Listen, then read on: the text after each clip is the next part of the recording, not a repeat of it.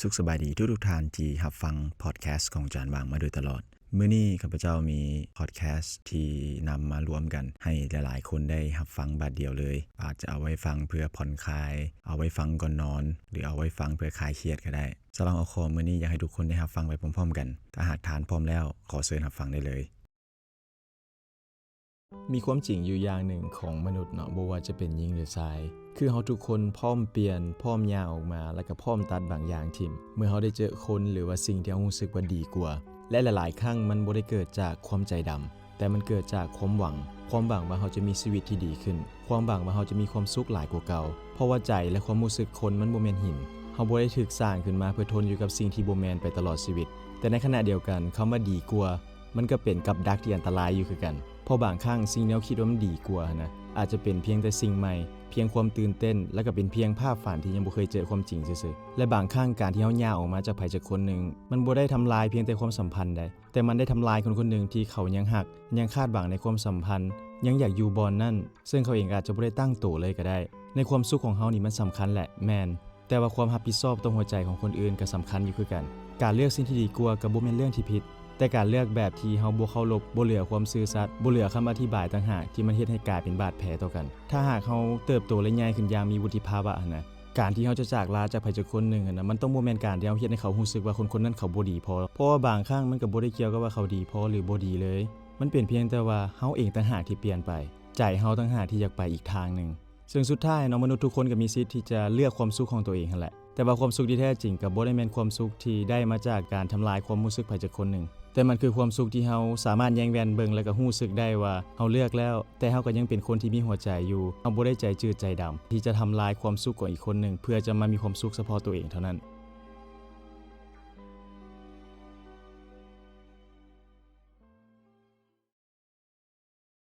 มันเป็นเรื่องธรรมดาเลยแหละเวลาที่เฮาคบไปจากคนนึงแล้ว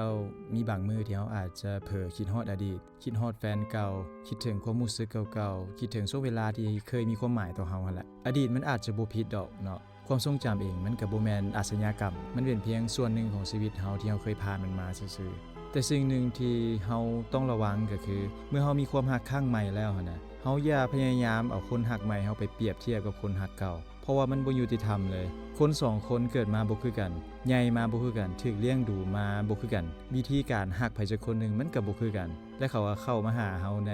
นช่วงเวลาที่แตกต่างกันซึ่งคนเก่าอาจจะเข้ามาในตอนที่เฮายังอายุน้อยยังมีเวลาหลายและพร้อมที่จะทุ่มเทเพื่อความรักได้เต็มที่แต่คนใหม่ที่เข้ามาเขาก็อาจจะเข้ามาในตอนที่เฮาเป็นผู้ใหญ่ขึ้นเมื่อยหลายขึ้นมีภาระหลายขึ้นหัวใจก็มีบาดแผลมาหลายพอสมควรและเฮาจะเอาช่วงชีวิตนั้นมาเปรียบเทียบกันได้จังได๋บางคนเขาก็บ่ได้ฮักน้อยลงดอกเพียงแต่ว่าวิธีฮักอาจจะบ่คือเก่าบางคนเขาก็บ่แม่นว่าเขาบ่ดีพอเด้เพียงแต่ว่าเขาอาจจะบ่แม่นคนเก่าในความทรงจำของเฮาซึ่งการเปรียบเทียบนั้นมันอาจจะเฮ็ดให้คนใหม่ก็ต้องได้แบกความคาดหวังที่เขาบ่เคยได้สร้างมาก่อนและเฮ็ดให้ความฮักปัจจุบันก็กลายเป็นเพียงห้องสอบเส็งห้องนึงที่เขาบ่มีวันเส็งผ่านเพราะว่าบทเส็งนั้นถูกเขียนจากอดีตถ้าเฮาจะเริ่มต้นฮักไผสักคนนึงแล้วสิ่งที่ยุติธรรมที่สุดก็คือให้เขาได้เป็นตัวเองแน่ให้ความฮักครั้งใหม่ได้มีพื้นที่ของมันโดยที่เฮาบ่ต้องไปแข่งกับเงาของไผอดีตหันเก็บไว้เป็นบทเรียนเนาะเก็บไว้เป็นสิ่งที่เยืองทางให้เฮาในอนาคตแต่บ่ควรจะเอามันมาเป็นมาตรฐานเพื่อทำให้คนปัจจุบันเพราะว่าสุดท้ายแล้วคนที่อยู่ข้างหน้าเฮานี่แหละคือคนที่เลือกที่อยู่ข้างเฮาคือคนที่ฮักเฮาในปัจจุบันนี้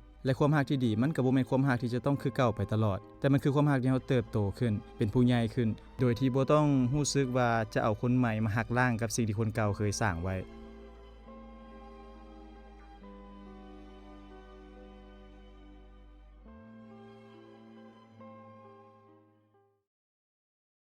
การที่เราได้ฮักกันได้คบกันอาจจะเป็นเรื่องบังเอิญแหละแต่ว่าการจากไปนี่มันบ่แม่นบางครั้งนะชีวิตพาเราไปเจอไผบางคนในแบบที่เราบ่ได้ตั้งใจไว้บ่ได้วางแผนบ่ได้เตรียมใจแต่ว่ามันเกิดขึ้นเองโดยบังเอิญการได้ฮักกันบางทีมันก็เป็นความบังเอิญคือกันบังเอิญที่ได้เจอบังเอิญที่ล้มแล้วถูกคอกันบังเอิญที่อยู่ในช่วงเวลาที่ใจเรายังเปิดอยู่แต่สิ่งหนึ่งที่ข้อยคิดว่ามันบ่แม่นเรื่องบังเอิญก็คือการย่างจากไปของไผบางคนนี่แหละเพราะว่าการจากลามันบ่แม่นเหตุการณ์ที่อยู่ดีๆมันก็สิเกิดขึ้นแต่มันคือการสะสม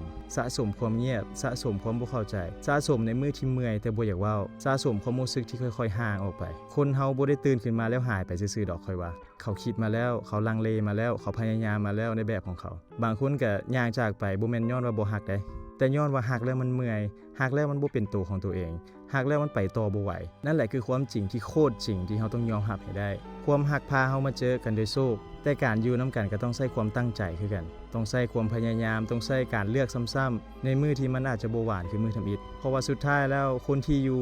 บ่ได้อยู่ย้อนความบังเอิญเนาะเขาอยู่ย้อนว่าเขาเลือกและคนที่จากไปก็บ่ได้จากไปย้อนว่าเขาหลงทางเป็นเพราะเขาตัดสินใจแล้วมันอาจจะเจ็บได้แต่บางทีการยอมรับความจริงแบบนี้นะมันจะเฮ็ดให้เราเศร้าโทษตัวเองความฮักบางครั้งมันเกิดขึ้นง่ายแต่การรักษามันไว้มันยากเสมอการได้ฮักกันมันคือของขวัญถึงแม้ว่าอาจจะบ่ได้อยู่ตลอดไปก็ยาและการย่างจากไปของใครบางคนก็บ่แม่นเรื่องบังเอิญแต่มันคือบทสรุปของหลายๆอย่างที่เราอาจจะเบิ่งบ่ทันในตอนนั้นก็ซ้ำนั่นเอง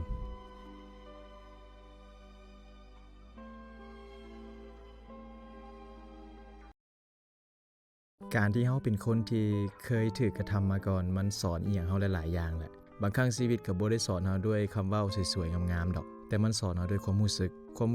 ตอนที่เราเคยถูกเมินถูกทำให้ถูกหักหลังและก็ถูกปฏิบัตินำแบบบ่ยุติธรรมการเป็นคนที่เคยถูกกระทำมาก่อนมันมีข้อดีเงียบๆอยู่หลายอย่างแหละหนึ่งในนั้นก็คือมันเฮ็ดให้เรารู้ว่าเราบ่อยากเฮ็ดให้ไผต้องรู้สึกแบบนั้นอีกบางคนถูกกระทำมาแล้วเจ็บมาแล้วก็เลือกที่จะใจแข็งเจ็บแล้วก็เลือกที่จะกลายเป็นคนที่เคยทำให้ตัวเองมาก่อนแต่บางคนเจ็บแล้วก็เลือกที่จะอ่อนโยนขึ้นเพราะเขารู้ว่าความเจ็บปวดนั้นมันหนักหนาส่ำใดการที่เราเคยผ่านอีหยังมามันเฮ็ดให้เราเข้าใจคนอื่นหลายขึ้นเข้าใจว่าบางคำเว้าที่มัน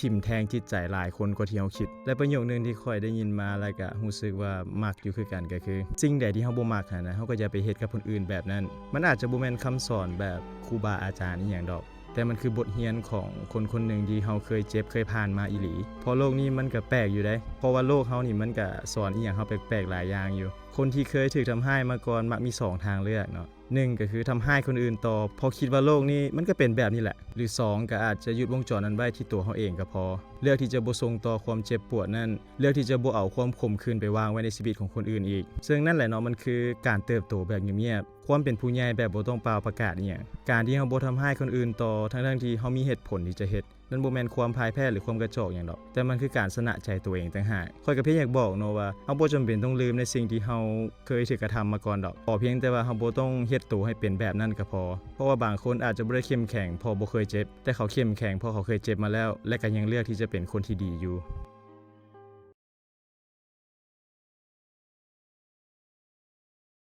บางครั้งที่ข่อยเว้าว่าถ้าหากมื้อนึงเจ้าเจอคนที่ดีกว่าคนที่เฮ็ดให้เจ้ามีความสุขหลายกว่าเจ้าก็เลือกเขาได้เลยคำเว้าแบบนั้นบ่แม่นว่าข่อยบ่แคร์แต่ข่อยเพียงรู้ดีเนาะว่าการที่เราคบกับไปจากคนนึงหั่นน่ะเฮาก็คาดหวังให้เขาเป็นที่เฮาหวังไว้หั่นแหละแต่ถ้าหากมื้อนึงคนที่เฮาคบนำบ่สามารถเฮ็ดให้คือที่เฮาหวังไว้ได้หั่นน่ะมันก็เจ็บปวดแล้วก็ไปต่อกันได้ยากข่อยเข้าใจความรู้สึกนั้นดีเพราะว่าข่อยก็เคยถูกทิ่มด้วยเหตุผลนั้นคือกันข่อยชินกับความสัมพันธ์ที่มันบ่มั่นคงจนได้เรียนรู้ที่จะอยู่กับตัวเองให้ได้โดยที่บ่ต้องร้องขอให้ไผอยู่ต่อการที่ข่อยบอกว่าถ้าเจ้าอยากไปก็ไปข่อยจะบ่ล้างไว้ความหมายของข่อยก็คือข่อยเข้มแข็งพอถึงว่าลึกๆแล้วในใจข่อยก็อาจจะย้านแต่นี่ก็บ่แม่นความเย็นชาดอกแต่ว่ามันคือกลไกในการปกป้องความรู้สึกตัวเองของคนที่เคยเจ็บมาก่อนก็เท่านั้น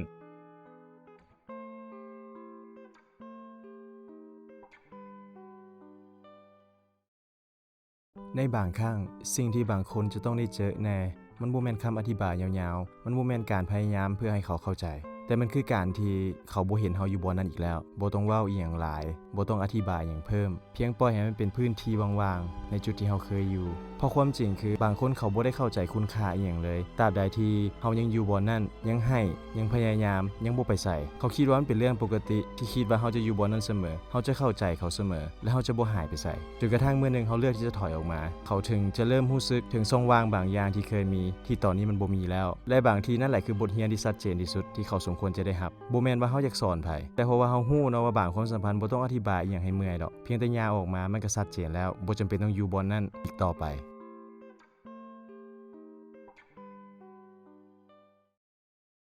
บางครั้งในความสัมพันธ์เฮารู้สึกว่าเฮาพยายามเฮ็ดทุกอย่างเต็มที่แล้วตั้งใจใส่ใจให้เวลาให้ความสำคัญตลอดพยายามทุกอย่างจนบางทีมันเฮ็ดให้เฮารู้สึกว่าเฮาเฮ็ดทุกอย่างเต็มที่อีหลีแล้วได้แต่สิ่งที่เฮาได้กลับคืนมากลับกลายเป็นความรู้สึกที่มันเบาบางจนน่าแปลกใจจนอดบ่ได้จะตั้งคำถามตัวเองว่าหรือว่าที่จริงแล้วเฮายังบ่ดีพอสำหรับเขาแต่ความจริงบางอย่างที่ฟังแล้วอาจจะเจ็บอยู่ก็คือมันอาจจะบ่แม่นย้อนว่าเฮาบ่ดีพอดอกแต่มันเป็นย้อนเขาเลือกที่จะเป็นแบบนั้นเฮ าใหญ่ขึ้นมาฮอดวัยส่ำนี้เนาะเฮาถูกสอนมาตลอดว่าถ้าเฮาอยากได้อีหยังเฮาต้องพยายามให้เต็มที่พยายามให้หลายขึ้นเฮ็ดให้ดีขึ้นอดทนให้หลายขึ้นแล้วเฮาจะได้รับมากผลที่ดีเองแต่บางครั้งกับความสัมพันธ์มันก็บ่ได้เป็นแบบนั้นเสมอไปเพราะว่าความสัมพันธ์มันบ่แม่นการที่เฮาเข้าห้องสอบเสงแล้วเฮาพยายามตั้งใจเบิ่งบทเรียนเล่าบทเรียนแล้วไปเสงแล้วเฮาจะได้คะแนนดีแล้วเฮาจะผ่านแต่มันคือการที่คน2คนเลือกที่จะพยายามไปนำกันถ้าอีกฝ่ายเลือกที่จะเพิกเฉยหรือเฮ็ดได้ส่ำนั้นเลือกที่จะบ่พยายามเพื่อกันต่อให้เฮาพยายามเพื่อเขาส่ำใดนะมันก็ไปต่อบ่ได้อยู่ดีแหละบางทีเฮารู้สึกว่าเขาคือบ่ใส่ใจเฮานะมันบ่แม่นย้อนว่าเฮาบ่คู่ควรกับความใส่ใจนั้นได้แต่มันเป็นเพราะเขาพอใจที่จะให้เฮาส่ำนั้นอีหลีคนเฮามันมีเพดานในความพยายามบ่เท่ากันอยู่แล้วสำหรับเฮาอาจจะให้เขาเต็ม100แต่สำหรับเขา50นั้นอาจจะเต็มทีแล้วและที่เจ็บที่สุดก็คือเขาบ่ได้รู้สึกว่าตัวเองผิดด้วยซ้ำเพราะว่าในโลกของเขาแล้วการให้ส่ำนั้นมันเพียงพอแล้วเพราะฉะนั้นเนาะเฮาบ่สามารถเอามาตรฐานของคนอื่นมาวัดคุณค่าของตัวเองได้ดอกการที่เขาให้เฮามาส่ำนั้นบ่ได้แปลว่าเฮาบ่มีคุณค่าหรือบ่เหมาะสมกับเขาเลยมันแปลว่าเขามีให้เฮาได้แต่ส่ำนั้นและเฮาก็บ่จำเป็นต้องลดคุณค่าตัวเองเพื่อให้พอดีกับสิ่งที่เขาให้เฮาดอกเฮาบ่จำเป็นต้องเก่งกว่านี้เฮาบ่จำเป็นต้องพยายามหลายกว่านี้เพื่อให้ไผจักคนมาฮักเฮาเพราะสำหรับคนที่แม่นอีหลีเลยนะความพยายามของเฮาจะบ่เคยถูกเบิ่งข้ามดอกมันจะถูกเบิ่งเห็นจะถูกให้ค่าและจะถูกรักษาไว้ส่วนไผจะเลือกจะหยุดอยู่ส่ำนั้นปล่อยให้เขาเป็นแบบนั้นต่อไปโลดแต่เฮาเองต่างหากที่จะบ่เลือกอยู่จุดที่เขาให้ค่าเฮาส่ำนั้นทุกความพยายามของเฮามันมีความหมายหน้าที่ของเฮาตอนนี้บ่แม่นการพยายามให้หลายขึ้นแต่มันคือการที่เฮาลุกย่างต่อไปในบอนที่ความรู้สึกของเฮาบ่ต้องถูกตั้งคำถามและความพยายามของเฮามันมีค่าเท่าที่มันควรจะเป็น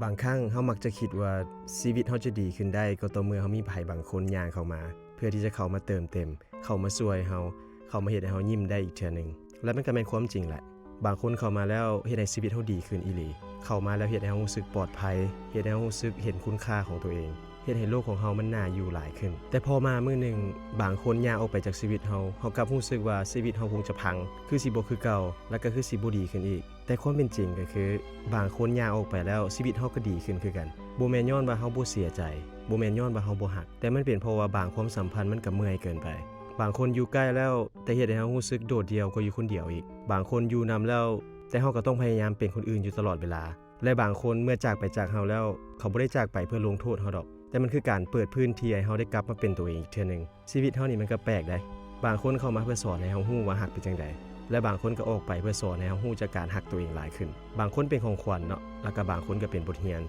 แต่ทั้งสองอย่างก็เฮ็ดให้เฮาเติบโตขึ้นนั่นแหละเพราะว่าสุดท้ายแล้วชีวิตที่ดีขึ้นนี่นะมันบ่ได้ขึ้นอยู่กับว่าไผจะอยู่หรือไผจะไปแต่มันขึ้นอยู่กับว่าหลังจากนั้นเฮาได้กลับมาอยู่และเป็นตัวเองได้หลายส่ำใดต่างหากเฮาได้เข้มแข็งขึ้นบ่เฮาได้ฮู้จักคำว่าพอดีหลายขึ้นบ่ฉะนั้นแหละเนาะมันบ่แม่นทุกๆการย่างจากไปของไผบางคนนั่นคือการสูญเสียดอกบางครั้งมันคือการช่วยชีวิตเฮาด้วยซ้ำและมื้อนึงเนาะเฮาจะเข้าใจว่าบางคนเข้ามาก็เฮ็ดให้ชีวิตเฮาดีขึ้นแท้แต่บางคนพอย่างออกไปจากเฮาแล้วชีวิตเฮาก็ดีขึ้นคือกัน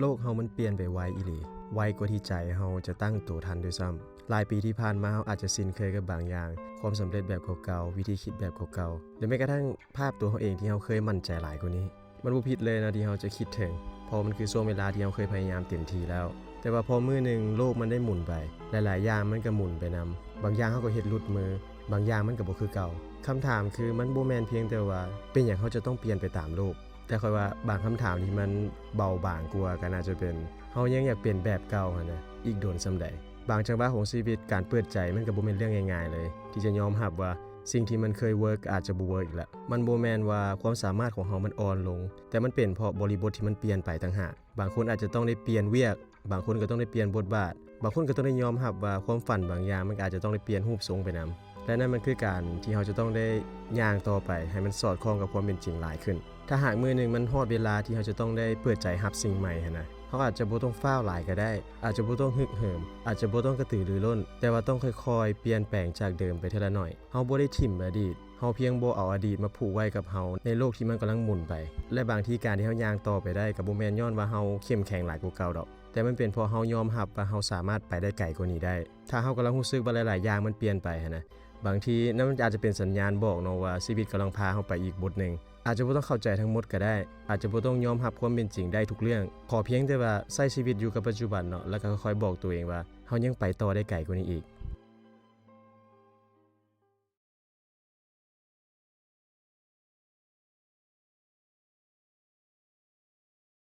ตั้งแต่น้อยจนใหญ่จนมาฮอดทุกมื้อนี้พ่อแม่ข้อยบ่เคยสอนให้ข้อยไปดูถูกไผบ่เคยสอนให้เหยียดคนที่ฐานะบ่ดีแต่เพิ่นสอนข้อยว่าบ่ว่าเฮาจะรวยหรือจนก็อย่าทุกคนเป็นมนุษย์คือกันและก็มนุษย์ทุกคนก็มีศักดิ์ศรีเท่ากันหมดและอีกอย่างนึงที่พ่อข้อยย้ำอยู่เสมอก็คือเฮาอย่าไปเอาเปรียบไผถึงแม้ว่าเฮาจะมีโอกาสเฮ็ดได้ก็อย่าแต่เฮาก็บ่ควรไปเอาเปรียบเขาเพราะว่าการเอาเปรียบมันบ่แม่นพื้นฐานของการอยู่ร่วมกันของมนุษย์ในสังคมนี้แต่ในชีวิตจริงแล้วข้อยก็เห็นผู้ใหญ่บางกลุ่มเนาะที่เลือกจะเหยียดเลือกจะแบ่งแยกคนที่เขาบ่ได้เกิดมาในครอบครัวที่รวยตัดสินคุณค่าของคนจากเงินจากฐานะจากนามสกุลที่เขามีคือก็ว่าความจนคือความผิดคือก็ว่าคนบ่มีต้นทุนในชีวิตนี่สิบ่มีศักดิ์ศรีหยังเลยทั้งที่ความเป็นจริงแล้วมันบ่ได้อยู่ที่เงินดอกแต่มันอยู่ที่ทัศนคติของแต่ละคนต่างหากบางคนยกตัวเองสูงจนลืมไปว่าสุดท้ายแล้วเฮาทุกคนก็เป็นมนุษย์คือกันหมดเกิดมาก็บ่ได้เอาหยังมานำตายไปก็เอาหยังไปบ่ได้แล้วข้อยคิดว่าการเหยียดชนชั้นนี่นะมันบ่เคยเฮ็ดให้เป็นคนที่ดูดีขึ้นเลยแล้วมันก็ควรจะหมดไปในสังคมยุคปัจจุบันนี้ได้แล้วการเบิ่งคนจากภายนอกมันเป็นเพียงจุดเริ่มต้นของการรู้จักกันซื่อๆแต่มันบ่ได้บอกทั้งหมดว่าข้างในเขาเป็นคนแบบใดเสื้อผ้าหน้าตาฐานะมันบ่เป็นคำตอบของคุณค่าในความเป็นคนและความหลงใหลในยศถาฐานะหรือชื่อเสียงมันเป็นกิเลสที่ติดอยู่กับมนุษย์มาโดนแล้วมันมีแต่คนบางกลุ่มเท่านั้นที่ยอมศรัทธาและก็หลงใหลไปกับค่านิยมปลอมๆแบบนั้น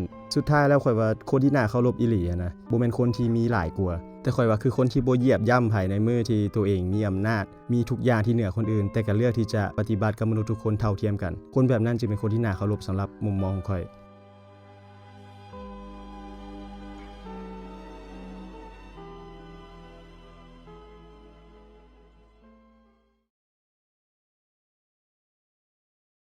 ยความจริงอย่างหนึ่งของการมีชีวิตอยู่ก็คือเฮาบ่มีทางเป็นคนที่ดีไปหมดสำหรับทุกคนในโลกใบนี้ได้ดอกบ่ว่าเฮาจะพยายามส่ำใดก็แล้วแต่ตั้งใจดีส่ำใดก็ยังมีบางคนที่เบิ่งเฮาในมุมที่เขาเลือกอยากจะเบิ่งและนั่นก็บ่แม่นความผิดของเฮาเสมอไปเพราะว่ามนุษย์ทุกคนเบิ่งโลกผ่านประสบการณ์ของตัวเองผ่านบาดแผลผ่านความเชื่อผ่านความคาดหวังผ่านประสบการณ์ที่อาจจะบ่คือกันจักอย่างเลยเฮาบ่สามารถบังคับให้ไผเห็นในด้านดีของเฮาทั้งหมดได้ก็คือกับที่ตัวเฮาเองแหละเฮาก็บ่สามารถเบิ่งไผทุกคนได้ทุกมุมดอกตั้งแต่ทำอิฐที่เฮาถูกสร้างขึ้นมาเฮาบ่ได้ถูกสร้างให้สมบูรณ์แบบขนาดนั้นเฮาบ่ได้เกิดมาเพื่อให้ถูกใจทุกคนและก็บ่ได้มีหน้าที่ต้องพิสูจน์ตัวเองให้ไผเข้าใจตลอดเวลาดอกบางครั้งการที่เฮาพยายามอธิบายตัวเองเพื่อให้ผู้อื่นเข้าใจคือกับเฮานะมันก็เฮ็ดให้เฮาเมื่อยขึ้นซื่อๆถ้าหากเขาเลือกที่จะเข้าใจเฮาผิดเบิ่งเฮาในมุมมองที่มันบ่โอเคก็ปล่อยให้เป็นแบบนั้นก็บ่เป็นหยังบ่แม่นว่าเฮายอมแพ้แต่เฮาเลือกที่จะเซฟพลังงานเซฟเวลาของตัวเองไว้ใช้กับสิ่งที่สำคัญหลายกว่าเพราะว่าสุดท้ายแล้วชีวิตนี้เป็นของเฮามันบ่จำเป็นต้องไปขึ้นอยู่กับสายตาหรือความรู้สึกของคนอื่นตลอดไปดอกไผสิเบิ่งเฮาแบบใดก็สิทธิ์ของเขาแต่การใช้ชีวิตของเฮามันก็เป็นสิทธิ์ของเฮาคือกันแหละดังนั้นแทนที่เฮาจะพยายามเฮ็ดให้ถูกใจทุกคนนะขอเพียงแต่เฮาบ่ทรยศต่อตัวเองสำนั้นก็เพียงพอแล้วใช้ชีวิตของเฮาต่อไปโลดเนาะใส่ในแบบที่เฮารับผิดชอบหัวใจความรู้สึกของตัวเองได้สำนั้นก็พอแล้ว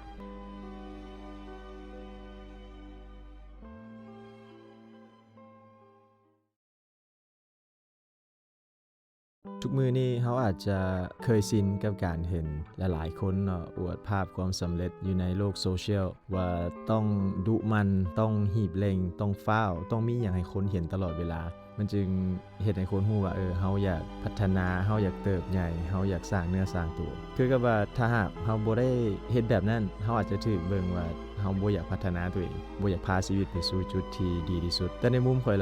ยว่ามันบ่แม่นทุกคนที่อยากใช้ชีวิตในรูปแบบนั้นบางคนเขาอาจจะใช้ชีวิตแบบเรียบง่ายเฮ็ดเวียกพอเลี้ยงตัวเองได้มีเงินเก็บแน่บ่มีหนี้สินบ่ต้องตื่นมาพร้อมความกังวลอีหยังว่าสิเอาเงินจากไสไปใช้ไปจ่ายเขาอาจจะบ่ได้รวยล้นฟ้าหรอกเนาะอาจจะบ่ได้อวดความสำเร็จบ่ได้โพสต์ว่าชีวิตอยู่ดีกินดีแต่เขาอาจจะพอใจและมีความสุขในแบบที่หลายๆคนเบิ่งข้ามก็ได้ความสงบความสบายใจและบ่มีความกังวลอย่างทั้งนั้นและชีวิตแบบนี้ค่อยว่าเขาก็บ่ควรถูกด้อยค่าเนาะว่าเขาบ่ดิ้นรนว่าเขาบ่อยากพัฒนาตัวเองหรือว่าเขาบ่อยากสร้างเนื้อสร้างตัวคนเฮานิยามต่างกันเนาะในความสำเร็จของชีวิตซึ่งการที่เขารู้จักขอบเขตของตัวเองว่าเอาส่ำใดถึงจะบ่ทุกข์เอาส่ำใดถึงจะมีความสุขมันบ่แม่นทุกการเติบโตที่จะต้องแลกมาด้วยความกดดันตัวเองขนาดนั้นเสมอไปบางครั้งการที่เฮาเรียนรู้ที่จะพอเรียนรู้ที่จะหยุดเรียนรู้ที่จะบ่เอาชีวิตของตัวเองไปเปรียบเทียบกับไผนะมันก็คือจุดหนึ่งที่เฮ็ดให้ตัวเองมีความสุขได้คือกันคำเว้าของคนอื่นโดยเฉพาะอยู่ในโลกออนไลน์นี่แหละมันคือว่าเป็นสิ่งที่ดังและยิ่งใหญ่แต่ว่าสิ่งที่เฮารับรู้หรือเห็นมามันก็บ่จำเป็นต้องจะเป็นความจริงเสมอไปแบบนั้น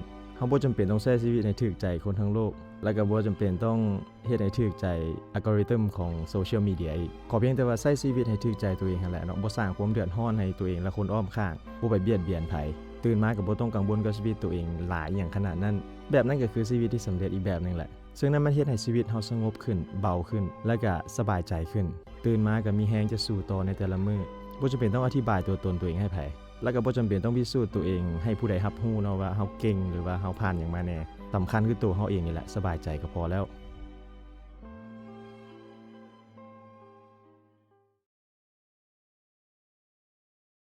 ความสัมพันธ์ที่มันยังอยู่แต่ว่าลึกๆแล้วหลายๆอย่างมันบ่คือเก่าเจ้าเคยรักไผสักคนหนึ่งบ่ที่เขายังอยู่ในชีวิตเฮายังล้มกันได้ยังใช้คำว่าเฮาร่วมกันอยู่แต่ว่าลึกๆแล้วหัวใจเขาค่อยๆหายไปจากเฮาเจ้ายังเป็นฝ่ายที่ทักหาเขาก่อนยังเป็นฝ่ายที่ถามยังพยายามรักษาความสัมพันธ์ซึ่งที่ผ่านมาหลายๆอย่างมันเคยง่ายกว่านี้และมีความสุขหลายกว่านี้และมันคือกับว่าเขายังเลือกเจ้าอยู่ทุกๆมื้อแต่มื้อนึงเจ้าเริ่มรู้สึกว่าเจ้ากำลังพยายามอยู่ฝ่ายเดียวมันบ่มีการเลิกลาบ่มีการบอกเหตุผลเป็นอย่างชัดเจนมีแต่ความเงียบและก็รักษาระยะห่างเพิ่มขึ้นทุกมื้อสิ่งที่เจ็บปวดที่สุดอาจจะบ่แม่นการที่เรารู้สึกว่าใจเขาบ่อยู่กับเราแล้วแต่มันคือการที่เขาบ่ยอมเว้าดีๆว่าเขาอยากไปแล้วว่าเขาอยากเลิกกับเราแล้วเจ้าก็เลยยังอยู่ยังรอท่ายังมีความหวังยังพยายามอีกเพื่อที่จะอดทนท่าอีกจักหน่อยเนาะว่าทุกอย่างมันอาจจะกลับมาคือเก่าแต่ความจริงก็คือความรักข่อยว่ามันบ่ควรจะแลกมาด้วยการที่เราค่อยๆสูญเสียตัวเองไปแบบนั้นในเมื่อเจ้าเริ่มเมื่อยใจเจ้าเริ่มบ่แน่แล้วว่าความรักแบบนี้มันควรจะไปต่อแนวใดเป็นหยังมันคือให้เรารู้สึกโดดเดี่ยวขนาดนี้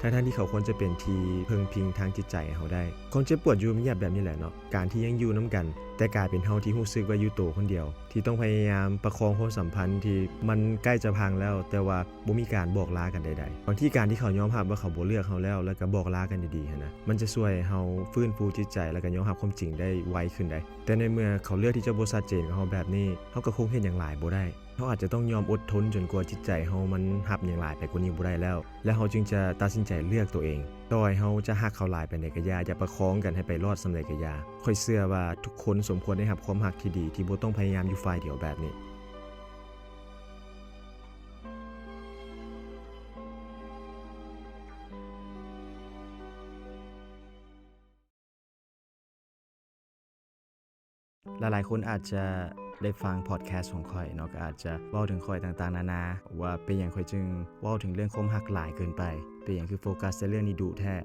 แต่ข่อยอยากบอกว่ามันบ่ได้เกิดจากความ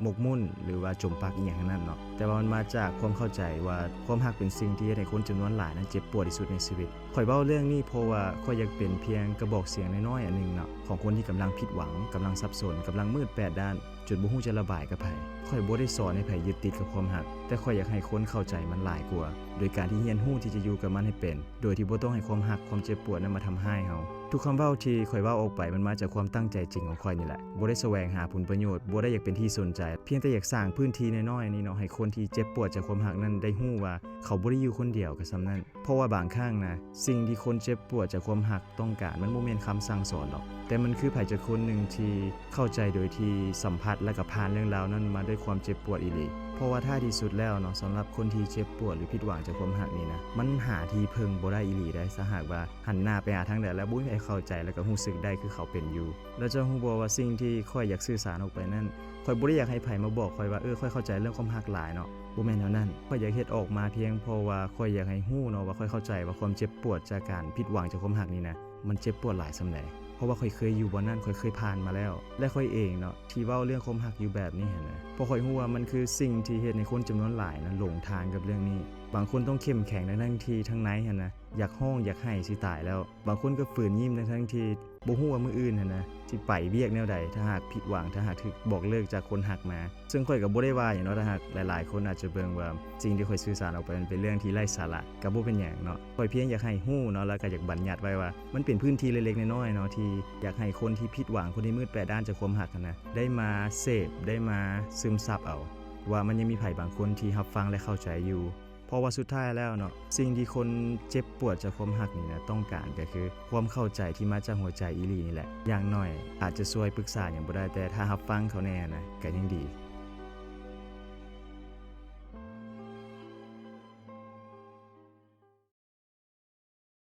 ถ้าหากมื้อนึงเจ้าได้เห็นข่อยกลับมามีความสุขและก็มีรอยยิ้มได้อีกครั้งนึง ข้อยอยากให้เจ้ารู้ไว้ว่ามันบ่ได้กลับมาได้ง่ายๆเลยกว่าข้อยจะมาอยู่จุดนี้ได้ข้อยผ่านความเจ็บปวดมาหลายช่วงเวลาที่ข้อยอยู่คนเดียวมันบ่แม่นการลบหนีปัญหาแต่มันคือการเรียนรู้ว่าอันใดที่มันทำให้จิตใจเฮาแล้วเฮาก็ควรปล่อยวางสิ่งใดลงแหน่ตลอดเวลาที่ผ่านมาข้อยใช้เวลากับตัวเองทำความเข้าใจกับความเจ็บปวดและบาดแผลนั้นโดยที่ข้อยบ่ได้โทษไผบ่ได้โทษเจ้าและก็บ่ได้โทษตัวเองอีกเพราะข้อยเชื่อมาตลอดว่าบางความเจ็บปวดมันบ่ได้มีไว้เพื่อทำลายตัวตนเฮาแต่มันมีไว้เพื่อคัดกรองคนที่จะเข้ามาและพร้อมจะย่างไปนํกันต่างหากในช่วงเวลาที่ผ่านมาข้อยปวดแปลงหัวใจตัวเองจนเข้มแข็งได้ทุกมื้อนี้มันบ่แม่นเรื่องง่ายเลยข้อยดูแลและใส่ใจมันด้วยความเข้าใจที่มีหลายขึ้นกว่าเก่าและที่สำคัญข้อยก็ได้เรียนรู้ว่าความรักที่ดีมันบ่ควรจะเฮ็ดให้เฮาต้องได้พิสูจน์คุณค่าตัวเองหลายขนาดนั้นและการที่เฮาอยู่คนเดียวมันก็บ่แม่นความล้มเหลวอีหยังอีกถ้าหากว่าเฮาได้อยู่กับชีวิตที่ปลอดภัยอยู่กับคนที่รักและซื่อสัตย์กับเฮาด้วยหัวใจดังนั้นถ้าหากมื้อหนึงข้อยจะกลับมามีความรักอีกครั้งหนึงข้อยอยากให้เจ้ารู้ไว้ว่าข้อยบ่ได้ฟ้าวแต่ข้อยก็บ่ได้ปิดใจอีกข้อยเพียงแต่อยากให้ตัวเองได้มีสิทธิ์เลือกหลายขึ้นระมัดระวังในการตัดสินใจหลายขึ้นและก็บ่จำเป็นต้องย้านที่จะบ่มีไผเพราะว่าทุกสิ่งที่ผ่านเข้ามาบ่ว่ามันจะเจ็บหรือดีอีหยังก็อย่าข้อยก็ได้เฮ็ดหน้าที่ของตัวเองได้เต็มที่แล้วมันก็ได้สอนได้คัดกรองให้ข้อยมาถึงจุดนี้ได้และถ้ามื้อใดข้อยพร้อมที่จะรักและเปิดใจอีกอยากให้เจ้ารู้ไว้ว่าข้อยตัดสินใจทุกอย่างเพื่อตัวเองทั้งนั้น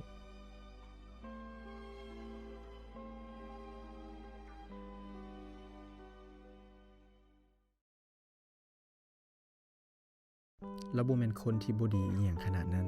เราเพียงแต่บ่ฮู้ที่จะรักษาความรักไว้แบบใดซื่อๆข้อยเชื่อว่าเราพยายามมาหลายแล้วพยายามในแบบที่เราเป็นแต่บางครั้งข้อยก็รู้สึกคือว่าเฮากำลังเว้าคนละภาษากันพยายามเข้าใจกันแต่บ่เคยเข้าไปถึงความรู้สึกกันอีหลีจักเทื่อบ่แม่นว่าเราบ่แคร์เด้เพียงแต่ฮู้แบบความรักที่ข้อยต้องการและก็วิธีที่ข้อยอยากถูกไผจักคนนึงเข้าใจข้อยมันก็บ่แม่นสิ่งที่เขาจะมอบให้ข้อยอย่างเป็นธรรมชาติได้เลยแต่ก็บ่เป็นหยังบางคนก็อาจจะยังบ่พร้อมที่จะรับมือกับความลึกของหัวใจของความรู้สึกเฮาบ่ว่าเขาจะตั้งใจปานใดก็อย่าหรือพยายามส่ำใดบางคนรักได้แต่รักในแบบที่เขารู้จักและบางครั้งความรักแบบนั้นก็อาจจะบ่เพียงพอสำหรับไผอีกคนแต่นั้นก็บ่ได้หมายความว่าเราเป็นคนที่บ่ดีและมันก็บ่ได้เฮ็ดให้ข้อยรู้สึกว่าข้อยอยากเฮี้ยงห้องหลายไปกว่านั้นแล้วซึ่งเลิกๆแล้วหัวใจของเรา2คนอาจจะยังบ่พอดีกันซื่อๆก็เท่านั้นและบทเรียนนี้มันบ่ได้มีไว้เพื่อโทษไผดอกแต่มันสอนให้ข้อยเข้าใจตัวเองหลายขึ้นว่าเราต้องการความรักแบบใดและควรยืนอยู่จุดใดของชีวิตของไผอีกคนนึงบางความสัมพันธ์มันบ่ได้จบลงเพียงเพราะว่าไผผิดไผถูกแต่มันจบเพียงเพราะว่า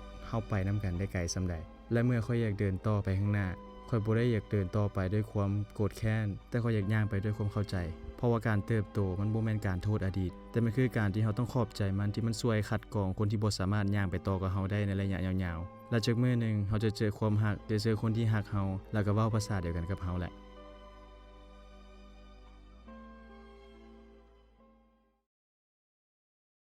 ะในมุมของข้อยแล้วในยุคที่โซเชียลมันมีอิทธิพลหลายขนาดนี้นะสิ่งที่สำคัญที่สุดมันอาจจะบ่แม่นการที่เฮาโพสต์ให้หลายๆคนมาสนใจแบบนั้นแต่มันคือการที่เฮาวางตัวให้เป็นซึ่งการวางตัวที่เหมาะสมมันควรจะเริ่มจากการที่แยกแยะให้ออกว่าอันใดคือพื้นที่สาธารณะและอันใดคือเรื่องส่วนตัวโซเชียลคือพื้นที่สาธารณะบ่ต่างอย่างจากเวทีที่คนแปลกหน้าหลายๆคนกำลังจดจ้องมาที่เฮาอยู่ทุกๆคำที่เฮาพิมพ์ทุกโพสต์ที่เฮาแชร์มันสะท้อนถึงตัวตนเฮาหมดแหละซึ่งมันสะท้อนหลายกว่าที่เฮาคิดไว้เสมอเรื่องความสำเร็จถามว่าโพสต์ได้บ่ได้เนาะแต่ว่าโพสต์ด้วยความพอดีเนาะบ่เหยียบย่ำไผบ่ดูถูกคนที่เขายังไปบ่ฮอดบ่เฮ็ดให้ความสำเร็จของตัวเองต้องกลายเป็นแรงกดดันหรือว่าเป็นการด้อยค่าความพยายามของผู้อื่นเรื่องการเฮ็ดคอนเทนต์เอา engagement ก็บ่ได้ผิดเนาะถ้าหากมันคือความจริงแล้วมันก็บ่ได้บิดเบือนจากสิ่งที่เป็นอยู่หลายการที่เฮาได้ยอดไลค์หลายๆมันบ่ควรจะสำคัญไปกว่าความน่าเชื่อถือที่เฮาจะมีในระยะยาวแล้วอีกเรื่องนึงที่เฮาควรจะต้องวางตัวให้ดีก็คือความสัมพันธ์นี่แหล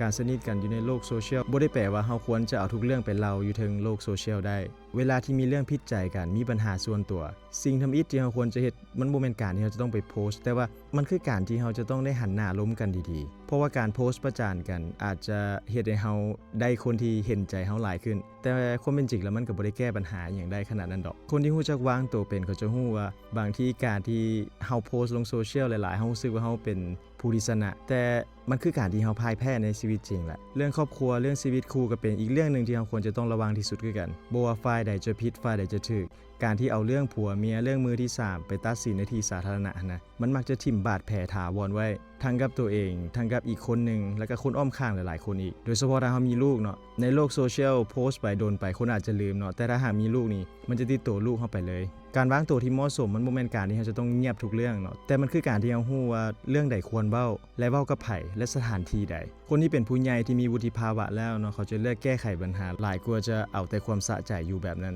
ก่อนเราจะโพสต์หรือแชร์หยังก็แล้วแต่เนาะเราลองถามตัวเองจัก 2-3 ข้อเบิ่ง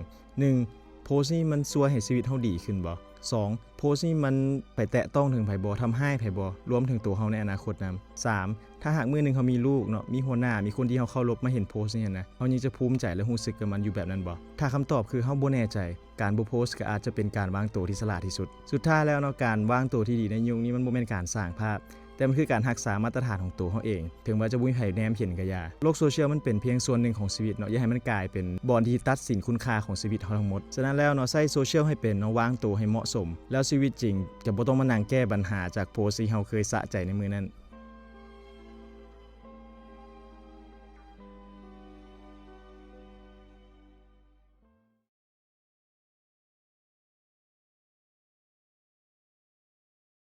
มื้อหนึ่งมันก็เบิดไปละล่าซื่อๆโดยที่เฮาบ่ฮู้ตัวเลยว่าเฮาผ่านอิหยังมาในมื้อนี้บางคนใช้ชีวิตไปแบบสบายๆเวียกจบรถบ่ติดบ่ได้คิดหยังหลายกลับบ้านนอนหลับแบบบ่ต้องคิดหยังแต่บางคนมื้อเดียวกันนี่แหละสิผ่านไปได้แบบอีลากอีเรือเลยเฮ็ดเวียกเกินเวลาแบกความหวังแบกคำว่าต้องไหวไว้ทั้งหลังอยู่ตลอดบางคนกลับบ้านนอนหลับทันทีเลยแต่บางคนก็ยังแบบหัวใจยังติดอยู่กับปัญหา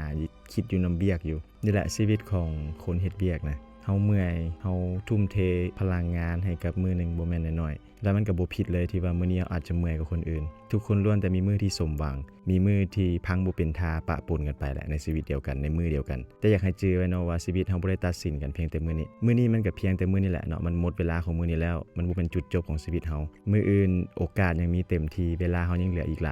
ลายพอที่จะให้เฮาลองใหม่หลายพอที่จะให้เฮาพักหลายพอที่จะให้เฮาย่างต่อไปในแบบของเฮาเองถ้ามื้อนี้เฮายังไหวก็อยากให้ภูมิใจไว้โลดเนาะเฮาได้เฮ็ดหน้าที่ของเฮาเต็มที่ในทุกๆมื้อแล้วที่จะพยุงและเอาชีวิตของเฮาดำเนินต่อไปในแต่ละมื้อให้ไหว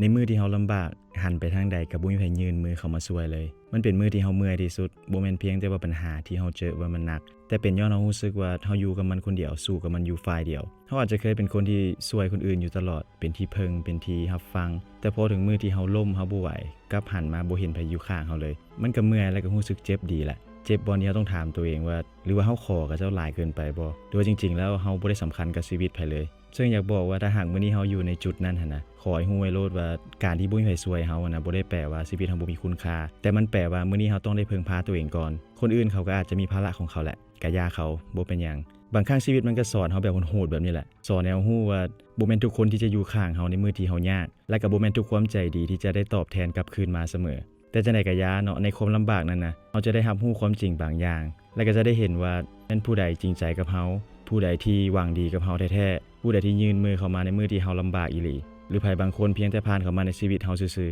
ๆและที่สำคัญที่สุดก็คืออยากให้เห็นว่าตัวเฮาเองเข้มแข็งหลายส่ำใดที่เฮายืนอยู่จุดนี้ได้และก็ผ่านอุปสรรคมาได้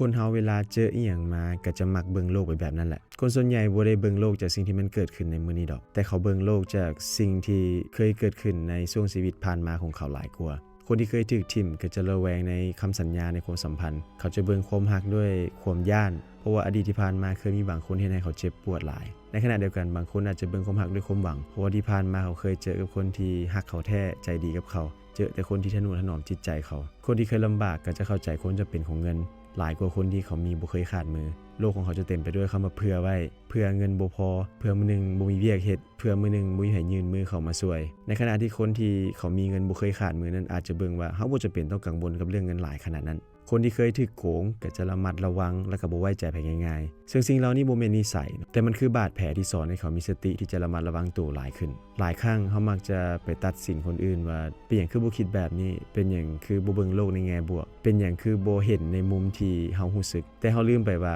เฮาบ่ได้ย่างมาเส้นทางเดียวกับเจ้าเฮาอาจจะบ่เข้าใจในจุดนั้นซึ่งเมื่อเฮาต้องได้เจอหรือว่าใช้ชีวิตกับคนเหล่านี้หั่นนะ มันมักจะเฮ็ดให้เกิดความเข้าใจผิดกันได้ง่ายซึ่งในความจริงแล้วมันก็บ่มีให้ผิดดอกในบริบทนี้เนาะเพราะว่ามันเป็นเรื่องของสภาพแวดล้อมประสบการณ์ชีวิตต้นทุนชีวิตครอบครัวสังคมที่บ่คือกันปัญหาหลายๆอย่างในชีวิตคู่ในครอบครัวหรือในบ่อนเฮ็ดเวียกก็อาจจะเกิดจากเรื่องเหล่านี้แหละเพราะว่าเฮาอาจจะบ่เข้าใจว่าอีกฝ่ายผ่านอีหยังมาแน่ถ้าเฮาเอามุมมองของตัวเองไปตัดสินความรู้สึกของผู้อื่นเฮาก็จะบ่มีวันเข้าใจกันได้อีหลีแหละการเป็นผู้ใหญ่มันบ่เป็นการที่เฮาบอกว่าข่อยถูกข่อยเบิ่งโลกแบบนี้แล้วข่อยเป็นคนถูกแต่มันคือการที่เฮาต้องทำความเข้าใจใหม่ว่าเฮาอาจจะบ่เคยเจอแบบเขาแล้วก็อาจจะบ่มีใครเคยเจอแบบเฮาก็เท่านั้นซึ่งประโยคง่ายๆแบบนี้มันอาจจะช่วยลดกำแพงในใจคนได้หลายกว่าคำสอนยาวๆเมื่อเฮาเริ่มเข้าใจว่าคนเฮาในเวลาเจอหยังมาก็จะมักเบิ่งโลกแบบนั้นแล้วเฮาก็จะหยุดคาดหวังให้ทุกคนนั้นมาคิดคือเฮาแล้วก็เริ่มเรียนรู้ที่จะอยู่ร่วมกันถึงแม้ว่าเฮาจะคิดบ่คือกันก็อย่าในโลกนี้เนาะบ่ได้ต้องการคนที่คิดคือกันหมดดอกแต่มันต้องการคนที่เคารพความแตกต่างของกันและกันต่างหาก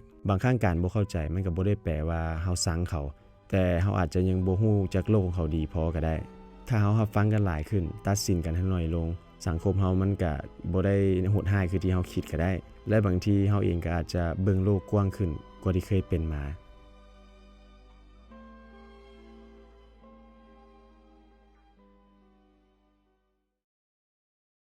าค่อยเคยคิดว่าการแต่งงานมันคือเรื่องของความหักที่เฮามีในวัยที่เป็นผู้ใหญ่ขึ้นถ้าเฮาหักกันหลายพอเดี๋ยวมันก็ดีไปเองแหละจนกว่าค่อยได้มาเจอกับชีวิตคู่ของอ้ายและเอื้อยของค่อยได้เห็นตั้งแต่มื้อที่กับเจ้าเริ่มคบหากันจนมื้อที่เจ้าแต่งงานตั้งแต่มื้อที่กับเจ้ายิ้มให้กันจนไปถึงมื้อที่เขาบ่มีแรงที่จะเถียงกันแต่ก็ยังต้องได้อดทนอยู่นํกันอยู่เคยเห็นในมื้อที่กับเจ้าผิดเถียงกันเพราะเรื่องเล็กๆน้อยๆมีเรื่องเงินเรื่องคำเข้ามาเกี่ยวเรื่องเวลาเรื่องของความคาดหวังแล้วก็เห็นในมือที่เจ้าต้องได้กลืนน้ำลายของตัวเองเพื่อรักษาคำว่าครอบครัวเอาไว้บอนี่แหละเนาะที่ได้ค่อยเข้าใจว่าการแต่งงานมันบ่แม่นเรื่องเล็กน้อยเลยแล้วมันก็บ่แม่นเพียงแต่เรื่องของความโรแมนติกหรือว่าความรู้สึกฮักในวัยที่เป็นผู้ใหญ่ซื่อๆแต่มันคือการที่เฮายังเลือกที่จะอยู่กับคนเก่าในมือที่เฮาอาจจะบ่ได้รู้สึกแบบมือทำอิฐที่เฮารู้จักกันแล้วก็ต้องเลือกที่จะอยู่ถึงว่ามันจะเป็นมือที่เฮาเองกับเมื่อยที่จะเป็นคนดีแล้วก็อย่าค่อยได้เรียนรู้ว่าความฮักอย่างเดียวมันบ่พอดอกสำหรับการมีครอบครัวหรือว่าการแต่งงานแต่มันต้องมีความรับผิดชอบอยู่นำการสื่อสารที่ชัดเจนแล้วก็ความเข้าใจกันความอดทนกันที่บางมื้อเฮาอาจจะบ่มีเหลือให้กันแล้วก็อย่าค่อยเคยเห็นอ้ายๆเอื้อยค่อยเนาะมีมื้อที่ผิดพลาดแล้วค่อยก็อยากขอบใจความผิดพลาดเหล่านั้นคือกันเพราะว่ามันได้ล่อหลอมแล้วก็ได้สอนให้ค่อยคิดให้ถี่ถ้วนก่อนที่เฮาจะเดินทางไปฮอดจุดเดียวกันมาฮอดตอนนี้เนาะค่อยก็บ่กล้าเว้าดอกเนาะว่าค่อยจะเป็นคนที่มีคู่ชีวิตที่สมบูรณ์แบบที่สุดมีชีวิตครอบครัวที่ดีที่สุดค่อยบ่กล้าเว้าแบบนั้นดอกแต่ค่อยกล้าเว้าว่าค่อยจะเป็นคู่ชีวิตที่ตั้งใจเรียนรู้ตั้งใจที่จะปรับปรุงแล้วก็ตั้งใจฟังตั้งใจที่จะแก้ไขตัวเองในทุกมื้อให้ดีที่สุดเพราะว่าการแต่งงานมันบ่แม่นการเอาชนะกันแต่มันคือการที่เฮาจับมือกันในมื้อที่เฮาอาจจะเจอปัญหาหรืออุปสรรคที่บ่เข้าทางเฮาในมื้อนั้นๆและถ้าหากมื้อนึงค่อยได้แต่งงานกับคนที่ค่อยฮักอีหลีนะค่อยจะเฮ็ดให้ดีที่สุดบ่แม่นว่าค่อยเก่งหรืออีหยังทั้งนั้นแต่ก็ย้อนว่าค่อยได้เรียนรู้และเห็นหลายๆอย่างจากเอื้อยและอ้ายค่อยที่ผ่านการแต่งงานมาหั่นแหละการรักษาชีวิตคู่หรือครอบครัวนี่มันยากส่ำใดแต่มันมีค่าส่ำใดและเฮาจะต้องได้คิดให้ดีๆว่าหากแต่งงานแล้วมันบ่แม่นเพียงมีแต่เฮาคนเดียวแต่เฮายังมีอีกคนนึงที่เฮาจะต้องได้รับผิดชอบทั้งความรู้สึกและรับผิดชอบในชีวิตของเขาคือกันเคยเป็นบ่เวลาที่มีผู้ใดมาขอความช่วยเหลือจากเฮาแล้วเฮาจะรู้สึกผิดทุกเทื่อถ้าหากเฮาปฏิเสธไปจากคนนึงไปทั้งที่ใจเฮาก็แทบสิบ่ไหวคือกันค่อยเป็นคนหนึ่งเนาะที่เป็นแบบนั้นค่อยมักจะคิดว่าถ้าเฮาบ่ช่วยเขาแล้วไผสิช่วยกับเจ้าและถ้าเฮาบ่ช่วยกับเจ้าน่ะก็เจ้าก็สิเบิ่งเฮาเป็นคนเห็นแก่ตัวไปบ่ซึ่งในบริบทนี้เนาะค่อยช่วยแม้กระทั่งเรื่องเงินเรื่องเวียกเรื่องงานค่อยช่วยทั้งที่ตัวเองก็รู้สึกว่าสิบ่ไหวแล้วคือกันให้ทั้งที่ตัวเองก็ใกล้จะหมดตัวแล้วจนมื้อนึงค่อยได้รู้สึกว่าสถานการณ์มันคล้ายๆคือเฮากำลังสิจมน้ำทั้งที่คนอื่นเขาลอยขึ้นฝั่งหมดละแต่สุดท้ายเนาะค่อยก็ได้มาเรียนรู้ว่ามันบ่มีใครตายเพราะเฮาบ่ช่วยเขาดอกมนุษย์ทุกคนมีสัญชาตญาณในการเอาตัวรอดหมดแหละพอถึงเวลาที่เขาสิตายอีหลีแล้วนะเขาจะทำทุกวิธีทางเพื่อเอาตัวเองรอดอยู่แล้วแหละถ้าหากมื้อนี้เฮาช่วยเขาบ่ได้เขาก็ไปหาทางอื่นให้คนอื่นช่วยคือกันเขาบ่ปล่อยให้ตัวเองตายดอกแต่ถ้าหากเขาไปช่วยเขาหลายจนเกินไปแล้วคนที่ตายแท้ๆก็คือเฮานี่แหละคนที่ช่วยคนอื่นหลายจนเกินไปจนลืมถามตัวเองว่าเฮายังไหวบ่แล้วทุกมื้อนี้ค่อยก็ได้เรียนรู้เนาะว่าความใจดีเนี่ยมันควรจะมีขอบเขตแหละมันบ่แม่นว่าเฮาอยากช่วยไผเฮาก็ช่วยไปโลดโดยที่บ่ได้เบิ่งตัวเองเลยซึ่งนั่นมันเป็นการทำให้ตัวเองแล้วก็บั่นทอนตัวเองไปในแต่ละมื้อซื่อๆการที่เฮาบอกว่าเฮาบ่ไหวแล้วช่วยบ่ได้แล้วบ่ได้แปลว่าเฮาซัวหรือบ่ได้แปลว่าใจดำอีหยังทั้งนั้นการที่เฮาถอยออกมาก็บ่ได้แปลว่าเฮาบ่ฮักหรือบ่ได้แคร์ไผแต่มันเพียงหมายความว่าเฮาเลือกที่จะมีชีวิตอยู่ต่อ แบบบ่ต้องไปแลกด้วยสุขภาพจิตใจของตัวเองแบบนั้นทุกมื้อนี้ข่อยก็ยังช่วยคนอื่นอยู่คือเก่าหั่นแหละแต่ก็ช่วยเท่าที่ช่วยได้เนาะช่วยแบบมีขอบมีเขตช่วยแล้วเฮายังเหลือแฮงพอที่เฮาจะเบิ่งตัวเองนํคือกันบ่ได้หน้ามืดตามัวไปซอยโดยที่บ่สนหยังแบบนั้นเพราะว่าสุดท้ายแล้วทุกคนก็ต่างเอาตัวรอดคือกันหมดนั่นแหละรวมถึงตัวเฮานำและนี่ก็บ่แม่นการเห็นแก่ตัวเนาะมันคือการที่เฮาฮู้จักฮักตัวเองแน่ก่อนที่จะเผื่อถึงคนอื่น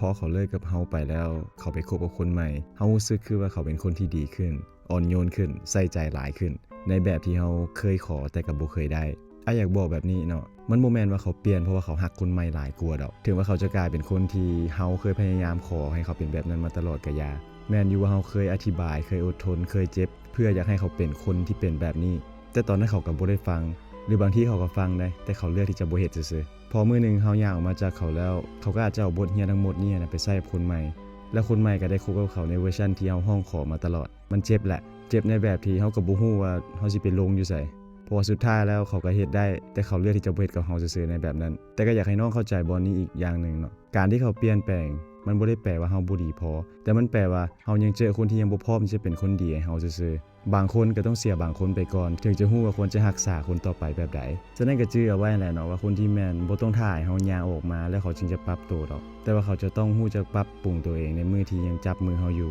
แต่ถ้าหากมื้อนี้ตัวยังรู้สึกเจ็บปวดยังรู้สึกเสียดายก็อยากให้ฮู้ไว้ว่าอย่างน้อยความรู้สึกก็บ่ได้เสียเปล่าดอกเพราะว่าตัวเองก็ได้เรียนรู้แล้วเนาะว่าความรักที่จะต้องห้องขอนะมันบ่แม่นความรักที่เฮาควรจะอยู่ต่อก็เชื่อว่ามื้อนึงนะมันจะมีไผสักคนนึงที่ได้คบกับตัวในเวอร์ชันที่ตัวก็อาจจะบ่ต้องห้องขอหยังเลยเพราะว่าตัวนะก็ควรจะได้รับในสิ่งที่ตัวคาดหวังไว้คือกันความรักมันควรจะเป็นแบบนั้นเคยเห็นหลายคนเนาะเวลาเลิกกันแล้วแต่ว่าเรื่องราวของต่างคนต่างบ่จบยังเอาขึ้นมาเว้าเอาขึ้นมาวิจารณ์เอาขึ้นมาตัดสินว่าไผผิดไผถูกไผดีไผชั่วอยู่หั่นทั้งนี้ความเป็นจริงแล้วนะความรักถ้าหากมันจบลงไปแล้วเนาะมันบ่ได้แปลว่ามันต้องมีคนชั่วคนถูกคนผิดอยู่ตลอดแบบนั้นเฮาลองคิดเบิ่งเนาะว่าตอนที่เฮาได้รักเขาหั่นน่ะเฮาก็บ่ได้โง่เฮาบ่ได้ตาบอดเฮาเลือกเขาเพราะว่าเขาในมื้อนั้นหั่นน่ะคือคนที่ดีที่สุดในแบบที่เฮารับได้ฉะนั้นถ้าหากมื้อนี้เลิกกันไปแล้วเนาะความรักมันไปต่อกันบ่ได้หั่นน่ะ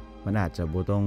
ถูกตัดสินว่ามีผู้ใดผิดผู้ใดถูกแต่อาจจะเป็นเพราะความจริงแล้วเลิกแล้วเฮาไปต่อกันบ่ได้อีหลีแล้วบางคนก็เลิกกันย้อนว่าจังหวะชีวิตบ่ตรงกันเนาะบางคนก็เลิกกันเพราะว่าความคาดหวังบ่เท่ากันบางคนเลิกกันเพราะว่าต่างคนต่างเติบใหญ่ไปคนละทางก็มีมันเจ็บปวดอยู่แล้วแหละเนาะและความเจ็บปวดนี่แหละที่เฮ็ดให้เฮาอยากเว้าถึงอีกฝ่ายในมุมที่บ่ดีอยากขุดหลายๆสิ่งที่อีกฝ่ายบ่ดีออกมาเว้าเพื่อเฮ็ดให้ตัวเองรู้สึกว่าการจากลาครั้งนี้การถูกทิ่มครั้งนี้มันคุ้มค่ากับความเจ็บปวดที่เฮามีซึ่งก็เข้าใจได้เนาะว่าเวลาที่เฮาผิดหวังจากความรักแล้วเฮาพยายามจะหาแผลหับบาปเฮาพยายามจะหาสาเหตุที่จะยกขึ้นมาเว้าเพื่อให้มันหักล้างกับความเจ็บปวดที่เฮามีแต่อยากให้ฟังหน่อยนึงเนาะว่าการที่เฮาเว้าถึงเขาในทางที่บ่ดีนะมันบ่ได้เฮ็ดให้เฮาเข้มแข็งหลายขึ้นได้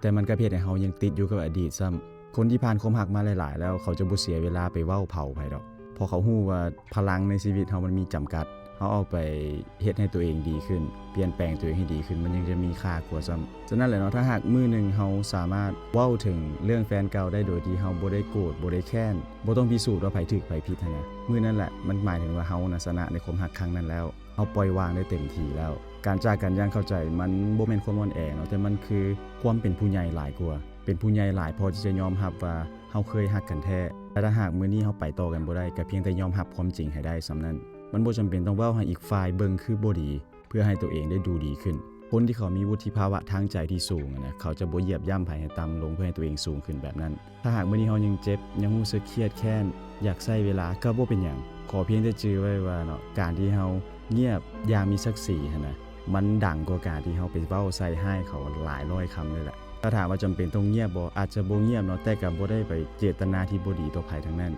แล้วมื้อนึงเนาะเจ้าจะขอบใจตัวเจ้าเองที่เลือกที่จะจบความรักด้วยความเข้าใจด้วยการปล่อยวางโดยที่เฮาบ่ต้องเฮ็ดให้ไผเป็นศัตรูในชีวิตเฮาเพิ่มอีกท้ายที่สุดแล้วความรักที่ดีถึงว่าเฮาจะไปบ่ถึงปลายทางนำกันก็อย่าแต่เฮาก็ควรจากกันอย่างคนที่เคยหวังดีต่อกันอีหลีหั่นแหละ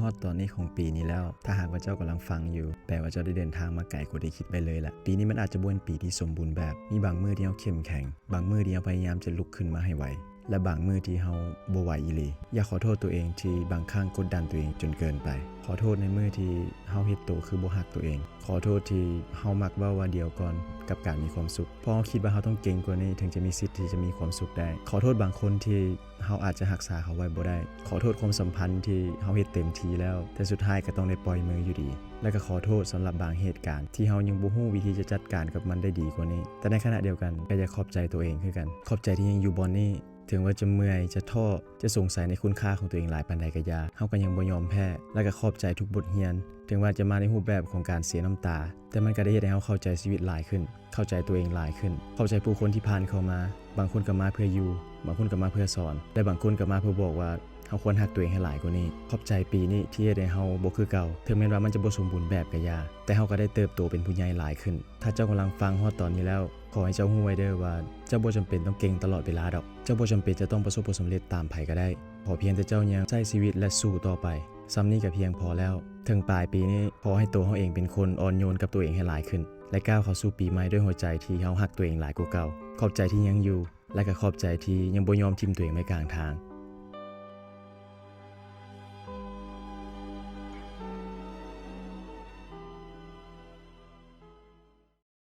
เป็นอย่างคนที่ตั้งใจฮักจึงมักผิดหวังตลอดและหลายคนเคยสงสัยเนาะว่าเป็นอย่างเวลาที่เราตั้งใจฮักไปจากคนหนึ่งแท้ๆแล้วสุดท้ายเป็นอย่างมันจึงจบด้วยความผิดหวังของเราฝ่ายเดียวทั้งนี้เราก็พยายามเฮ็ดทุกอย่างให้ดีที่สุดแล้วเราซื่อสัตย์ทุ่มเทและก็บ่เคยคิดจะฮักหลังหรือว่านอกใจเขาเลยแต่เป็นอย่างแห่งตั้งใจฮักสำใดความเจ็บปวดมันคือกลับมาหาเราหลายขึ้นสำนั้นหนึ่งในเหตุผลที่ค่อยเชื่อว่ามันจะตอบคำถามนี้ได้ก็คือเวลาที่เราตั้งใจฮักไปจากคนหนึ่งนะเราจะทุ่มสุดตัวเลยแล้วเราก็จะบ่ได้มีพื้นที่หรือว่ามีช่องว่างให้ได้ฮักตัวเองเลยเรามักจะคาดหวังว่าเขาจะตอบแทนเราให้คือกับที่เราให้เขาไปแต่ในความเป็นจริงแล้วมันบ่เคยเท่ากันดอกเพราะว่าคน2คนก็มีวิธีฮักที่บ่คือกันและอีกเหตุผลหนึ่งก็คือเรามักคิดว่าถ้าเราตั้งใจหลายพอมันก็ต้องพอแหละแต่จริงๆแล้วความฮักมันบ่แม่นสมผลที่จะมีคำตอบให้มันตายตัวดอกมันบ่แม่น1 + 1 เป็น 2เสมอไปบางครั้ง1 + 1ก็อาจจะกลายเป็น0ก็ได้เพราะว่าคน2คนบ่ได้เบิ่งไปในทิศทางเดียวกันฉะนั้นแล้วความผิดหวังเนาะมันจึงบ่แม่นการที่เราฮักเขาหลายจนเกินไปหรือว่าทุ่มเทหลายจนเกินไปดอกแต่มันเป็นย้อนว่าเราลืมแบ่งเวลามาฮักตัวเองแน่ในระหว่างทางที่เรายกทุกอย่างให้เขาเบิดจนบางทีมันเป็นการที่เฮาฮักเขาแบบบ่มื่นหูมื่นตาเพราะฉะนั้นแหละถ้าหากเขาเป็นคนที่ตั้งใจฮักแล้วเคยผิดหวังมาก่อนนะก็บ่อยากให้โทษตัวเองดอกเนาะเพราะว่าการที่เฮาตั้งใจฮักมันหมายความว่าเฮาจริงใจและค่อยเชื่อว่าคนที่จริงใจนี่นะมันบ่ได้ผิดหวังไปตลอดดอกเพียงแต่บางครั้งเฮาก็อาจจะบ่พร้อมที่จะรับมือเวลาที่เฮาผิดหวังซื่อๆฉะนั้นอยากให้จื้อไว้เนาะว่าความฮักมันสวยงามเสมอแหละมันบ่แม่นเพียงแต่ว่าเฮาตั้งใจฮักฝ่ายเดียวแต่ว่ามันต้องเป็นความตั้งใจของทั้ง2คนนํที่อยากจะเลือกย่างไปนํกันมันบ่แม่นในตอนที่ชีวิตเรียบง่ายหรือว่ามีความสุขจึงอยากจะย่างไปนํกันได้แต่ว่าต้องเลือกที่จะอยู่ในช่วงเวลาที่ชีวิตมันเจอเรื่องยากๆคือกันฉะนั้นแล้วเนาะการตั้งใจฮักมันบ่แม่นความผิดพลาดแต่ว่ามันคือบทพิสูจน์ว่าหัวใจของเฮาเองนี่นะยังคงศรัทธาในความฮักบ่ว่าเฮาจะเจอคนที่แม่นหรือบ่แม่นก็อย่าเฮายังซื่อสัตย์ต่อความรู้สึกและศรัทธาในความฮักอยู่ตลอด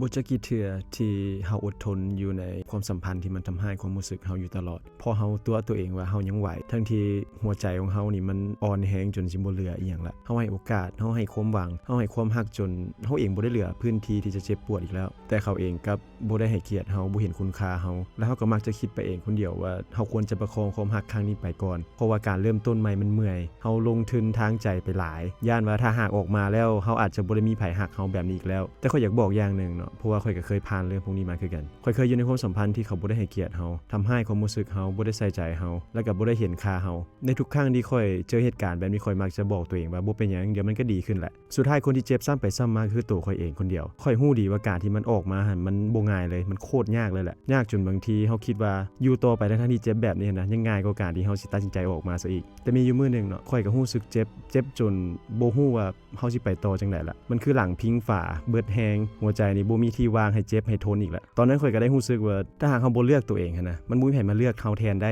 ฉะนั้นการย่างออกมาในมื้อนั้นมันบ่แม่นชัยชนะของข่อยดอกแต่ว่ามันเป็นการรอดชีวิตจากความสัมพันธ์แบบนั้นและมันก็เป็นมื้อที่ข่อยได้เริ่มกลับมาฮักตัวเองแท้ๆข่อยอยากบอกกับคนที่กำลังฟังอยู่เนาะว่าเฮาบ่ผิดดอกที่เฮาทนบ่ผิดที่เฮาอ่อนแอแล้วก็บ่ได้ผิดที่ว่าเฮาแคร์แล้วก็ฮักเขาหลายเกินไปเพราะว่าเฮาหวังว่าจากมื้อนึงเขาจะเห็นค่าเขาจะสำนึกได้แต่ในมื้อนี้ความเจ็บปวดมันดังขึ้นมันเพิ่มขึ้นมันกดดันให้เฮาต้องได้พาตัวเองออกมาจากจุดนั้นฉะนั้นแหละเนาะมันถึงเวลาที่เฮาจะต้องได้ตัดสินใจแล้วเฮาควรจะเลือกตัวเองได้แล้วเพราะว่าข่อยเชื่อว่าทุกคนเนาะคู่ควรกับความรักที่อ่อนโยนกับคนที่เขาเห็นค่ากับชีวิตที่บ่ต้องมาเจ็บปวดหรือว่าร้องไห้กับเรื่องเก่าๆซ้ำๆซากๆอยู่แบบนั้นการออกมามันบ่แม่นเรื่องง่ายดอกแต่ข่อยเชื่อว่าถ้าหากเฮายอมอดทนจนหลังพิงฝาอีหลีแล้วนะเฮาจะเฮ็ดได้และมื้อนั้นแหละเฮาจะขอบใจตัวเองว่าที่กล้าเลือกออกมาจากความสัมพันธ์แบบนั้นบางครั้งความรักมันก็บ่ได้พังลงเพียงเพราะความผิดพลาดครั้งใหญ่แต่มันค่อยๆพังลงจากความผิดซ้ำๆจากคนคนหนึ่งที่เขาให้อภัยมาตลอดหลายครั้งเขาเลือกที่จะเงียบบ่แม่นว่าเขาบ่รู้สึกแต่เขาพยายามรักษาความสัมพันธ์นี้อย่างสุดหัวใจเขายอมถอยยอมปล่อยผ่า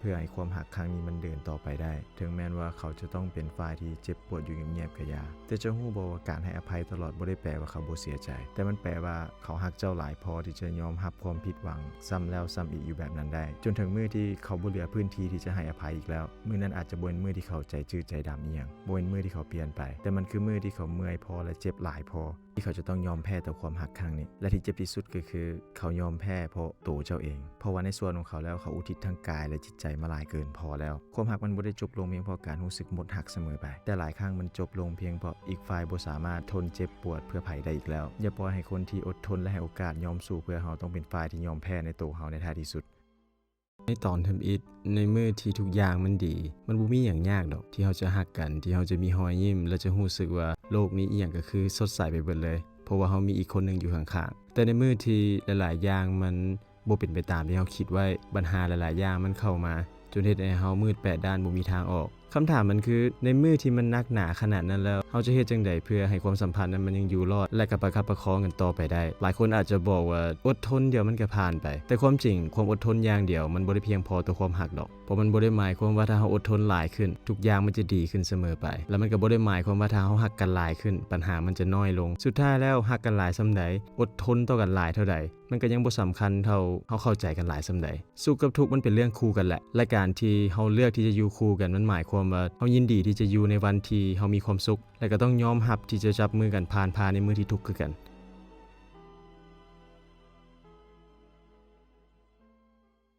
ในมุมของอ้ายแล้วสิ่งที่น้องรู้สึกบ่สบายใจมันบ่แม่นความผิดของน้องเลยเพราะว่าเวลาอยู่ในความสัมพันธ์แล้วนะบ่ว่าไผดอกก็อยากได้ความชัดเจนความสบายใจและก็ความซื่อสัตย์เป็นพื้นฐานอยู่แล้วแหละแฟนน้องเองก็ฮู้ว่าน้องบ่โอเคแต่ว่าถ้าหากเราเลือกที่จะบ่แก้ไขซ้ำกับยังกลับไปให้น้องรู้สึกบ่ดีกว่าเก่านะแบบนี้ว่ามันบ่ยุติธรรมกับน้องเลยได้ความรู้สึกของน้องมีคุณค่าอยู่ในตัวอยู่แล้วอย่าให้ไผมาบอกว่าน้องคิดหลายโพดระแวงโพดเพราะว่าความรักที่ดีมันควรจะให้เรารู้สึกปลอดภัยบ่แม่นเฮ็ดให้เราสับสนหรือว่ารู้สึกว่าเป็นฝ่ายผิดอยู่ฝ่ายเดียวตลอดดอกสิ่งที่อยากให้น้องทบทวนขึ้นก็คือน้องต้องมั่นใจว่าสิ่งที่น้องระแวงนั้นมันมีเหตุและผลบ่แม่นความคิดไปเองของตัวเองคนเดียวการคิดหลายในความสัมพันธ์มันบ่แม่นเรื่องงี่เง่าเลยว่าเพราะว่าน้องเพียงแต่ฮักและคาดหวังในสิ่งที่คนที่ฮักกันควรจะให้กันก็เท่านั้นถ้าเรายังเลือกที่จะแซดยังล้มกับผู้หญิงคนอื่นอยู่ทั้งที่ฮู้ว่าน้องเสียใจนะนั่นมันกำลังสะท้อนว่าเรากำลังเลือกเฮ็ดในสิ่งที่เราสบายใจถึงแม้ว่ามันสิทำให้ความรู้สึกน้องก็อย่ามันจะบ่มีไผยอมรับเฮาทุกๆเรื่องได้ดอกทุกคนมีมุมที่ดีและบ่ดีมีมุมที่เข้าใจง่ายมีมุมที่เข้าใจยากเบิด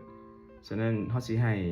ไผหลายๆคนมาเข้าใจในมุมที่เข้าใจยากๆของเฮาบางทีมันก็เป็นเรื่องที่ยากคือกันเพราะว่าการที่เฮาจะเอาตัวเองเป็นศูนย์ทวงให้ทุกคนมาเข้าใจนี่มันก็ยากเด้เนาะเฮาบ่แม่นจุดใจกลางของจักรวาลเฮาบ่แม่นคนเดียวที่หลายๆคนต้องเอาใจใส่หั่นน่ะเนาะฉะนั้นเฮาต้องเรียนรู้ที่จะวางตัวเองให้ถูกในแต่ละสถานการณ์ในแต่ละบริบทเนาะมันบ่แม่นว่าเจอคนแบบใดก็สิเป็นแบบกูเป็นของกูจังซี่แหละไผบ่มักกูก็อย่าแม่นอยู่เนาะในขอบเขตอ้อมข้างอยู่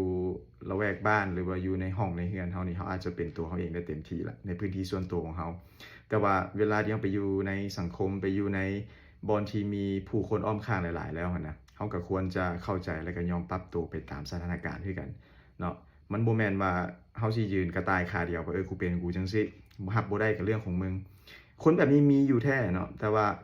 อาจจะบ่ได้บอกว่าคนแบบนี้เป็นคนที่บ่ดีหรือเป็นคนแนวใดก็อย่าเนาะแต่ว่าข้อยเพียงอยากบอกว่าการอยู่ร่วมกันหลายคนนั้นมันก็ควรจะเอาใจเพิ่นใส่ใจโตหั่นแหละเนาะ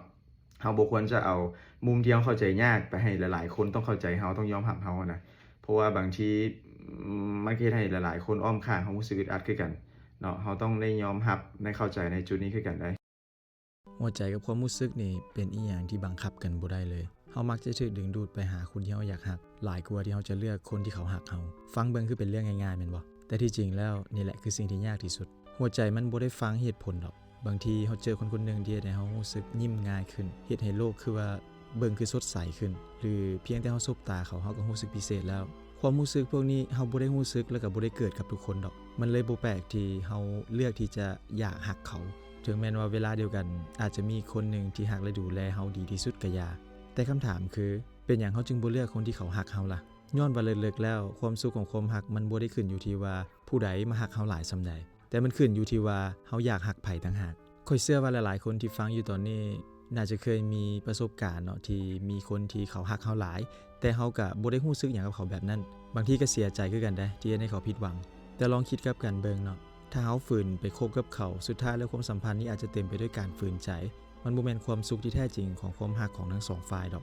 ดังนั้นการที่เราตัดสินใจบ่เลือกเขาบางทีมันก็คือการแสดงความจริงใจอีกรูปแบบนึงแหละและสิ่งที่ยากก็คือหัวใจมันบังคับกันบ่ได้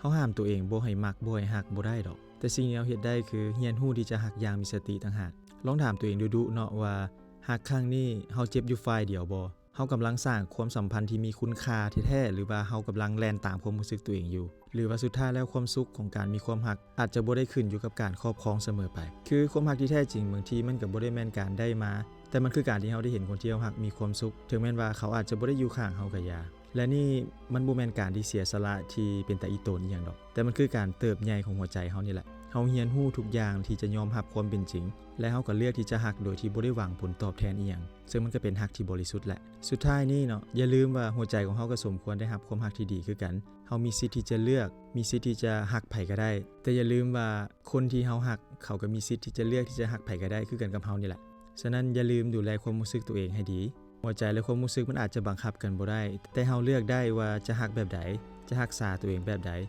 และจะเติบโตไปพร้อมความสัมพันธ์ความรู้สึกนี้แบบใด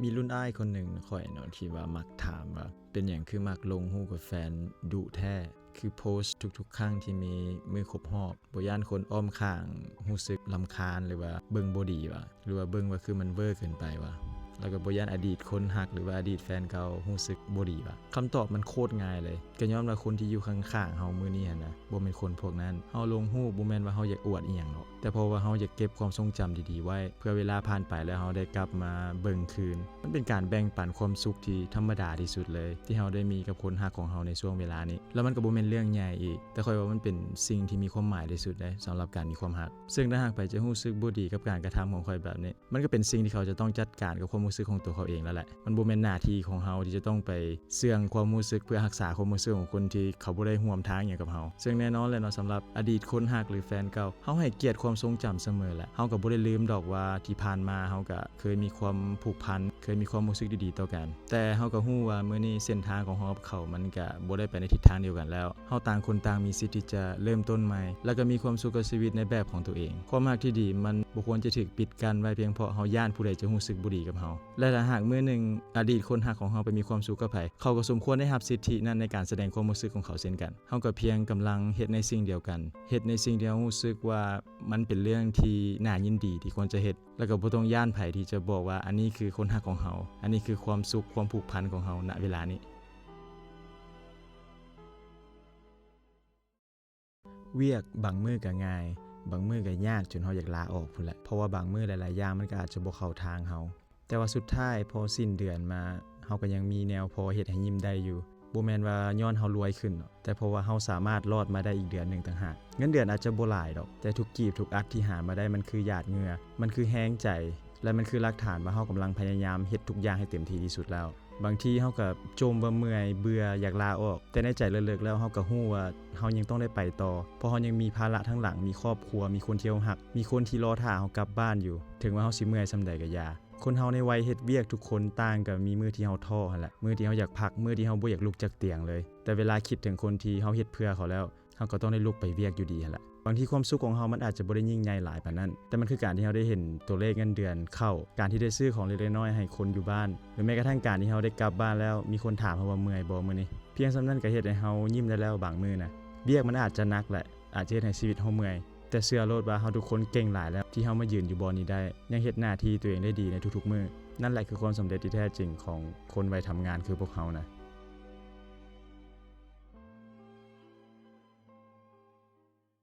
ข่อยยังจื้อได้ดีเลยว่ามันเจ็บปวดส่ำใดในมื้อที่ข่อยถูกแทนที่ด้วยคนนั้นที่เจ้าถิ่มข่อยไปหาเรามันบ่เป็นความทรงจำที่ข่อยอยากจะจื้อมันไว้ดอกแต่ว่าหัวใจของข่อยมันก็บ่ได้ลืมง่ายขนาดนั้นภาพคือมันหาก็เกิดขึ้นเมื่อวานนี่แหละตอนที่เฮายังฮักกันยังอยู่นำกันข่อยเชื่ออีหลีได้ว่าข่อยเองสำคัญสำหรับเจ้าที่สุดข่อยเชื่อว่ารอยยิ้มคำเว้าความห่วงใยเล็กน้อยที่เฮามีให้กันนั่นน่ะมันคือหลักฐานของความฮักของเฮาที่มั่นคงแต่มื้อนึงข่อยได้ฮู้ว่ารอยยิ้มแบบเดียวกันคำเว้าแบบเดียวกันความรู้สึกแบบเดียวกันเจ้าก็เอาไปให้อีกคนหนึ่งและในวินาทีนั้นที่ข่อยได้ฮู้และเข้าใจว่าที่จริงแล้วข่อยบ่ได้พิเศษอีหยังเลยแล้วก็บ่ได้สำคัญอย่างขนาดนั้นการถูกแทนที่โดยไผสักคนหนึ่งมันบ่แม่นเพียงแต่ว่าการสูญเสียคนที่เรารักไปดอกแต่มันคือการถูกดึงดูดคุณค่าในตัวเองออกไปนำมันก็เลยเฮ็ดให้ข่อยตั้งคำถามว่าข่อยบ่ดีบ่ใดข่อยขาดอีหยังและเป็นหยังเจ้าจึงเลือกอีกคนนึงมาแทนที่ข่อยมันเจ็บบ่นี่แหละเจ็บบ่ที่ความรู้สึกเฮาก็ยังรักเขาอยู่แต่ว่าความเป็นจริงมันก็เฮ็ดให้ข่อยต้องบังคับให้ต้องยอมรับว่าเขาบ่ได้รักเขาแล้วเมื่อเวลาผ่านไปข่อยก็เริ่มเข้าใจหลายขึ้นแหละว่าแท้จริงแล้วการถูกแทนที่มันก็บ่ได้แปลว่าเฮาดีพอหรือบ่ดีพอดอกมันเพียงหมายความว่าเฮาบ่แม่นคำตอบในเวลานั้นของชีวิตเขาซื่อๆและเขาเองก็ต้องการหาคำตอบใหม่เท่านั้นแหละและก็แม่นมันเจ็บปวดอีกแหละมันเฮ็ดให้เฮาทรมานภายในความรู้สึกแต่มันก็เฮ็ดให้เฮาได้เรียนรู้กันได้ว่าความรักมันก็บ่เคยการันตีอีหยังได้เลยถึงว่าเฮาจะทุ่มเทรักเขาสุดหัวใจปานใดก็อย่าทุกมื้อนี้ข่อยยังจื้อได้เสมอว่ามันเจ็บส่ำใดแต่ว่าความทรงจำนั้นมันก็บ่ได้มีไว้เพื่อทำให้ข่อยอีกต่อไปละมันมีไว้เพื่อเตือนข่อยว่าเฮาอย่าไปผูกค่าของตัวเองไว้กับการยอมรับของไผสักคนนึงเพราะว่าสุดท้ายแล้วต่อให้ไผจะทิ่มเฮาไปหาไผก็อย่าเฮาก็ยังคงเหลือตัวเฮานี่แหละที่จะต้องดูแลและเฮ็ดให้ตัวเองให้มีค่าถึงว่าเขาจะบ่อยู่เคียงข้างเฮาก็ตามฉะนั้นข่อยก็เพียงอยากบอกเนาะไผที่กำลังเจอสถานการณ์แบบนี้นะมันเจ็บเป็นเรื่องปกติแหละให้ได้เสียใจได้แต่ว่ามื้อนึงเฮาจะลุกขึ้นมาได้อีกเทื่อนึงแหละและมื้อนั้นเจ้าจะเรียนรู้ว่าการถูกแทนที่อาจจะเป็นเพียงการปลดล็อกให้เฮาได้ย่างต่อไปถึงว่าจะบ่มีไผเอาเฮาไปอยู่เคียงข้างก็อย่าแต่ว่ามื้อนี้แหละเนาะมันเป็นมื้อที่เฮาจดจำได้ว่าเฮาจะเข้มแข็งขึ้นเฮ็ดตัวเองให้ดีขึ้นและกลับมารักตัวเองหลายขึ้น